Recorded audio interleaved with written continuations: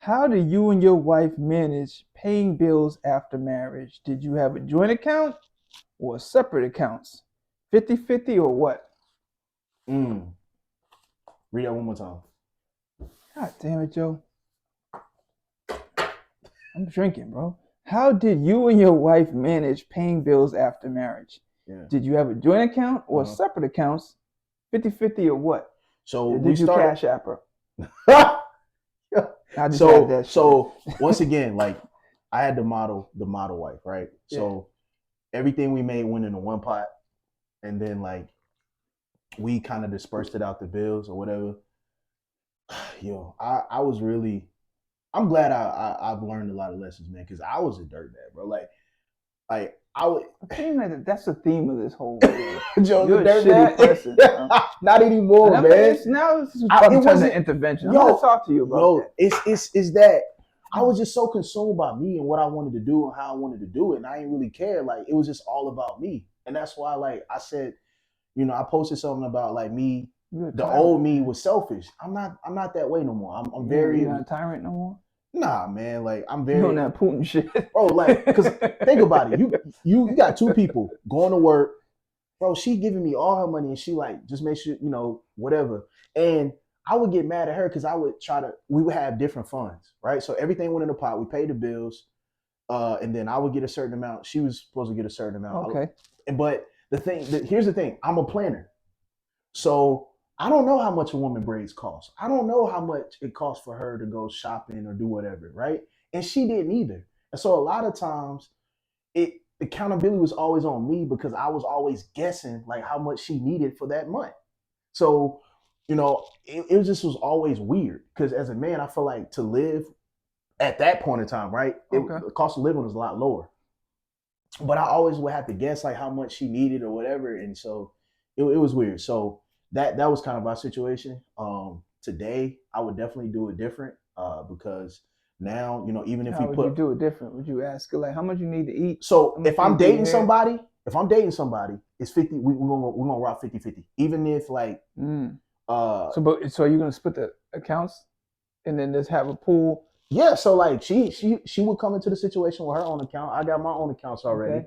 And like, cause I was just talking to a friend about that too. She was asking me like, how would you split the bills? Yeah, Well, I thought about that. 50-50 while we dating. But when we get married, then we would look You at just like getting a who's joint making account? more. I would, I think you should have an account together if you married. And then you have your own separate accounts for your personal expenditures or whatever. Because like, let's say she want to surprise you, she don't want you looking at the account, seeing that she got something for your birthday or whatever, or taking you out. So I feel that you should have a joint account for bills and Okay. everything. And then I'm speaking marriage now, and then you should also keep your separate accounts for when your funds go to those areas, and you can do whatever you can do whatever you want and enjoy your life still. Because I still feel like both parties want to have a sense of control to an extent.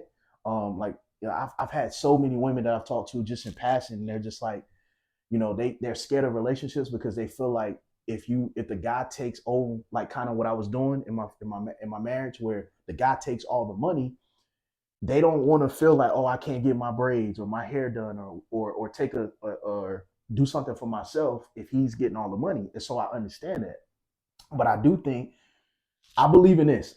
By being a planner, I believe that you guys should be meeting up once a month or every 2 weeks or however you guys decide to talk about the expenditures that you have within your household and how those things are being allocated. I would So love there's to an be in those. understanding. I'd love to be in Joe's meetings. You'd be like, yo, no braids this week. Yo, chill. Yo, That's vetoed.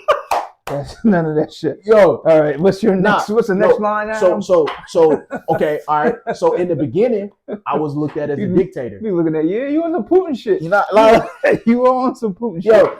So I was on that, right? But now that I understand a lot better, it wouldn't be me going into like I would call it a financial meeting or a family meeting for our finances for the month, how often we do it, and I would just ask like, what do you feel is feasible out of our budget for you to do whatever you need to do for this month?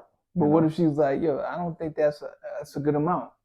I need to get my hair done. I need to do this. I need to do that. And you're trying to make me live off of like $100 a week. No. See, but that's what I'm saying. That's wisdom now. So Like now, we making this particular amount of money, right?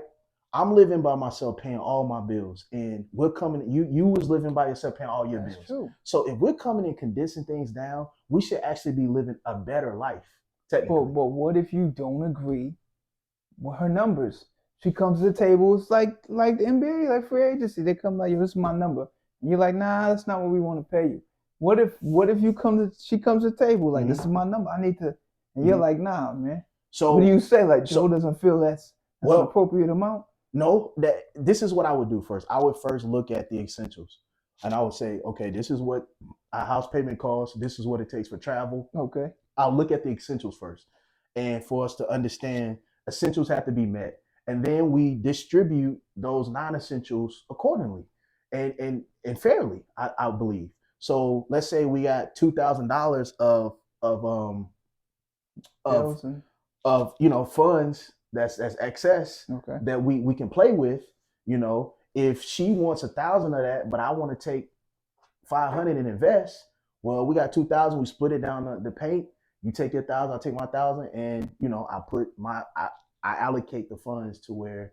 Okay. I think it's what they call it, disposable income, when you have money to blow. Yeah. So I think that's only fair. And when you look at the incomes and the salaries, you Okay. wanna kind of line those up. So, but the old Joe I would be like, yo, we ain't doing that. Like you getting this, Putin Joe would you be getting like, this 150, B. yeah, for real. So There it is, man. hey, man, look, Another good one. hey, Another good one. God bless my brother. Yes, sir. This is the My EQ podcast. I am Joe Butler. Dave Clinton. Lock in with us, rock in with us. Hit that subscribe button. Drop some comments. Yeah. And let us know what you want to talk about. We just getting started. We heating up. Let's go. Yeah, his dudes with more questions too. Get out of here. Someone born with greatness, others born with hatred. The Lord awaits me, but before I'm gone, I'm caking. Getting it on for kids, make a child, all the kids, just witnesses. Random straight shots hit the innocent. I wonder when I'm high zoning.